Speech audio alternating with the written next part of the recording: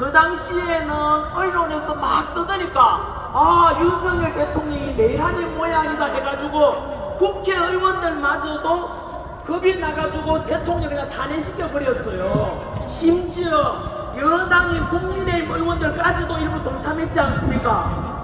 그리고 언론에서는 계속 내란 하니까 국민들도 마찬가지로 긴가민가 했지 않습니까? 그때 여러분 윤석열 대통령 지지율이 몇 %였느냐 하면은 10% 되었어요. 이 말은요 거의 90% 가까운 국민들이 바로 비상계엄은 잘못됐다, 내란일 수 있다 이랬던 것입니다. 부끄럽지만은 지금 돌아보면 전환길도 그랬습니다. 비상계엄은 뭐냐, 이거 21세기에 우리 민주화 된 대한민국에서 이거 뭐냐, 저도 처음에는 미친 짓이라고 좀 극단적인 표현을 썼었어요. 하지만 여러분 제 생각이 잘못됐지요.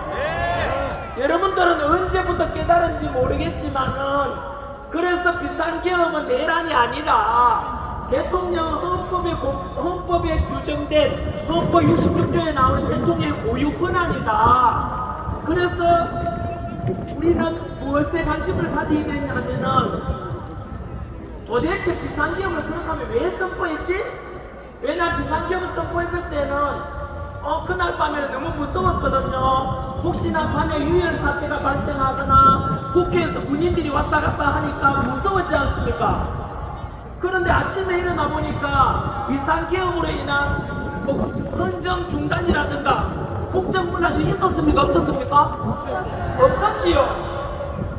다들 알다시피 2시간 만에 국회의원들이 의사당 본회의장에서 비상계엄 해제를 의결했지요. 그것을 받은 윤석열 대통령이 국무회의를 거쳐서 6시간 만에 비상계엄이 없어졌지 않습니까? 우상자가 있습니까? 없습니까? 없습니다. 이런 비상계엄 본 적이 있습니까 여러분? 그러면 무엇일까에 대해서 우리는 궁금해할 필요가 있지 않겠습니까? 실제로 오염된 언론에 의해 가지고 비상계엄 때 막 사살조가 있었다. 그리고 며칠 전에도 아직도 선동하지요. 그때 비상계엄이 성공했더라면은 시신 담는 비닐 있잖아요. 3,000개가 준비되고 있었다라고 민주당에서 이야기하지만 그거 다 괴담이고 가짜 아닙니까? 이제 국민들은 다 알아버렸는데 아직도 민주당에서는 국민들을 속이고 국민들은 모를 것이다 하지만 우리 국민들이요 지난 3개월 동안 탄핵 정국 속에서 너무 많은 걸 알아버렸어요. 금방 말씀드린 대로 비상계엄은 내란이 아니잖아요. 금방 말씀드린 대로 성관위에 군인들이 갔지만은 성관위 직원들이 전혀 피해받은 거 없잖아. 밤에 가서 그냥 검사만 하고 나왔잖아요. 국회 의정 활동을 중단시킨 것도 없잖아요. 그럼 여기 계시는 혹시나 MBC 있어요? JTBC 있어요? 그 기자분들께 한 번 더 묻겠습니다. 어제도 보니까 비상계엄을 선포한 윤석열 대통령 보고 내란 우두머리, 내란 수개라고 하는데 그 기자분들 거짓말 아닙니까? 맞아요. 예? 그 내란이라는 것은 거짓말이잖아요. 거짓말을 보도하는 기자나 그 언론사는 문 닫아야 되지 않습니까? MBC 보고 있나? 너희들이 저지른 범죄가 얼마나 큰지 아느냐? 국민들을 분열시키고 선동하고 가짜뉴스로 오늘까지도 비상계엄을 이렇게 선포한 윤석열 대통령을 내란 수개라고 하는데 사기꾼이잖아. MBC 기자들 반성하라고. 그건 언론이 아니잖아요. MBC하고 JTBC는 국민 여러분 오늘 이 시간 이후로 잘 지켜보시고 다시 한 번 더 내란이라 하면은 그 방송국 문 닫을 때까지 시청하지 마십시오. 광고 협찬하는 기업가들, 그 기업들 불매운동에 들어가야 됩니다. 그래서 비상기업은 내란이라는 것이 거짓말로 드러났습니다. 그러면 민주당에서는 곤란했지 않습니까?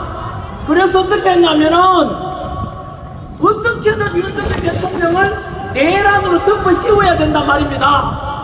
근데 민주당에도요, 비상계엄이 내란이 아니라는 걸 알았어요. 그들이 안다니까요? 그럼 어떻게 해야 되겠어요? 민주당에서는 오직 목표가 하나 있어요. 법치고 공정이고 상식이고 필요 없고 무조건 윤석열 대통령 끌어내리고 이재명을 빨리 대통령 만드는 그것밖에 없는 거예요. 왜냐하면은 바로 다음 주 3월 26일 날 이재명이가 범죄를 많이 저질렀잖아요. 근데 민주당이나 이재명 지지하는 분들께 물어보고 싶어요. 민주당이나 이재명 지지하는 분들 중에서 학교 선생님이 계시거나 부모님이 계시다면 이재명 지지하는 분들은요, 앞으로 학생들한테, 아이들한테 뭐라고 가르쳐야 되는지 아세요? 너는 앞으로 거짓말 해도 돼, 사기쳐도 돼, 음주운전 해도 돼, 막무가내로 욕상욕해도 괜찮아, 그래도 대통령 후보가 될 수도 있어 라고 가르치려면 이재명을 지지하십시오. 여러분, 또 가르쳐야 되죠? 정부가 4번민가 뭐 5번민가 아닙니까? 그러면은 아이들한테 너희는 언제 저질러도 해, 정바자가 돼도 돼 라고 아이들을 가르치라 이 말입니다. 대한민국에 지금 법치와 공정을 무너뜨린 게 왜 이리 됐느냐 하면은 바로 이재명 그 사법 리스크 때문에 감옥 가야 될 수 있으니까 그거 피하려면 대통령 돼야 된다. 그러니까 이재명은 지금 누구랑 싸우는지 아세요? 자기 자신만 싸우고 있는 거예요. 자기 자신이 과거에 저질렀던 범죄 때문에 거짓말, 그 범죄를 없었던 걸로 하려면 거짓말을 해야 되잖아요. 거짓말은 또 다른 거짓말 같잖아요. 그 거짓말 안 하면 감옥 가야 되니까 법도 계속 바꾸고 판사가 오라고 해도 출두도 안 하고 어제도 안 갔잖아요. 여러분, 이러면서 저는 민주당을 지지하든 안 하든 간에 이런 것은 민주당 의원들도 사실은 부끄러운 줄 알아야 돼요. 맞습니다. 실제로 이 방송을 보시는 분 중에서 옆에 건물에 또 보시면 저 옥상에 보고 계시네요. 아, 이재명 지지할 분 계세요? 혹시나 이재명 지지하는 학교 선생님이나 부모님 계시면은 꼭 그렇게 학생들한테, 아이들한테 가르쳐야 됩니다. 너는 범죄자가 돼도 돼, 정과 사범 돼도 돼, 그리고 너는 음주운전해도 돼, 사기쳐도 괜찮아, 정반자가 되라, 알았지? 그래도 잘 살 수 있어. 이게 여러분, 우리가 어릴 때 배웠던 보편적이고 타당한 우리의 교육이 맞습니까, 여러분? 아닙니다. 이렇게 해서 모든 우리나라의 법치 공정 상식이 무너지고 2030 청년들이 이렇게 해서 일어나게 된 것 아닙니까? 그림으로써 두 가지를 제가 말씀드렸지요. 바로 비상계엄이고 내란이 아니라는 것이 밝혀졌죠. 어디까지 말씀드렸느냐 하면요, 민주당에서는 큰일 났죠. 무조건 윤석열 대통령을 끌어내려야만이 그 자리에 대선을 빨리 치러가지고 이재명을 빨리 대통령 시키고 싶잖아요. 근데 내란이 아닌 거야. 그럼 어떻게 해야 돼요? 내란 덮어 씌워야 되죠. 그래서 지금 여러분 민주당에서도 지금 얼쿠에서 큰일 난 짓을 한 거예요. 여러분 기억하실랑가 모르겠는데 비상계엄 직후에 원래 민주당에서는 이거 비상계엄 주문인데 아침에 해제 다 돼버리고 합법적이야, 법에 어긋나는 게 없어. 어떡하지 해서 민주당이 있는 게 뭔지 아세요? 원래 대통령은 형사상에는 바로 내란이나 외환이 아니면 형사상 소출을 받지 않아요. 그래서 내란이 아니니까 뭐였느냐면 외환을 덮으시고 외환. IMF 외환이 그게 아니고요. 외환은 외부에서 남의 나라 쳐들어오게 만들어서 환란을 일으킨다는 뜻이에요. 그래서 여러분 민주당에서 뭐라고 했는지 아세요? 기억날 겁니다. 다 언론에 나왔었지 않습니까? 윤석열 대통령이 북한 김정은한테 이야기해가지고 풍선을 보내거나 드론을 보내가지고 국지전을 일으켜라라고 이야기했다고 합니다. 여러분 윤석열 대통령은 철저한 한미동맹, 철저한 방공 그런 기본 정책이 있는데 어떻게 북한을 끌어잡자 말이 됩니까 여러분? 안 됩니다. 안 되니까 거짓말 하다가 민주당이 그 공문이 빠지가 외환이란 말 안 하잖아요. 그럼 또 어떻게 해야 돼요 엄마? 여러분 두고 보시면 알겠지만은 탄핵 정부 끝나고 나면요 민주당은요 당이 해체될 만큼 범죄를 저질렀어요. 왜냐하면은 금방 말씀드린 대로 내란죄를 덮어 씌우려니까 안 되잖아요. 거기서부터 또 거짓말이 나왔죠. 이거는 여러분 바로 헌법재판소에서 탄핵 심리 과정에서 드러난 것입니다. 바로 비상기원 때 국회에 왔었던 특전사령관 박종건 사령관이 있었어요. 예. 그 박종건 사령관한테 민주당에서는 그 당시에는 막 내란이라 분위기가 강했으니까 찾아가가지고 야 박종건 사령관 일로 와봐라. 니 내란에 가담했지? 내란 가담하면 사형 아니면 무기징역이야. 하니까 박종건 사령관이 정신 똑바로 차리고 저는 명령에 따라서 뿐입니다. 한번 될긴데 뭐라 했지 아세요? 그럼 어떡하면 돼요?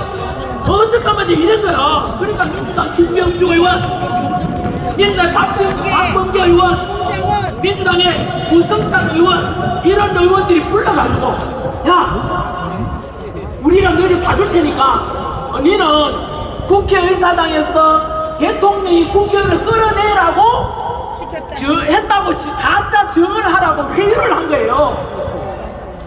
그러니까 박종건 사령관이 그 회의에 넘어가가지고 뭐 했습니까? 국회에 가서 리허설, 시사절 리허설도 하고 김병주 의원이 운영하는 유튜브에 출연도 했죠. 그 긴박한 와중에 가서 거짓말 했는 것이 좀 드러났다 아닙니까?